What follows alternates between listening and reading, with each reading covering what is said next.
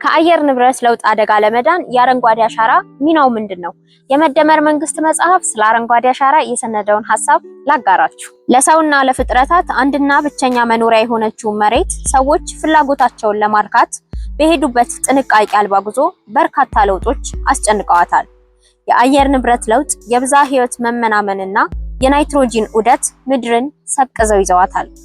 በየትኛውም የዓለም ጥግ ያለና በምንም አይነት የኢኮኖሚ እድገት ላይ የሚገኝ ሀገር መሬትና አካባቢዋ በጭንቀት ከምትወልደው አደጋና ጥፋት አልዳንም አይድንም። ሁሉም በያለበት የችግሩ ገፈት ቀማሽ ሆኗል።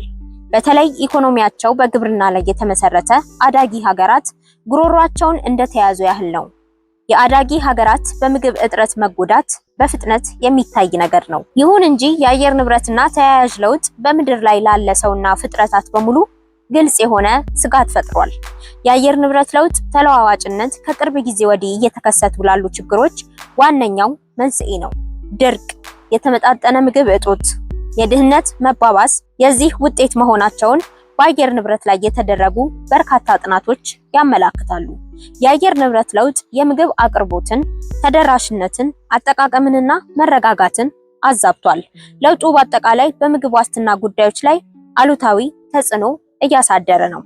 በዚህ የተነሳ በአየር ንብረት ለውጥ ምክንያት እየደረሰ ያለውን ተጽዕኖ ለመቋቋምና የማይበገር አረንጓዴ ኢኮኖሚ ለመገንባት ከኮንፈረንስና ከመፈክር ያለፈ ተግባራዊ ምላሽ ይፈልጋል።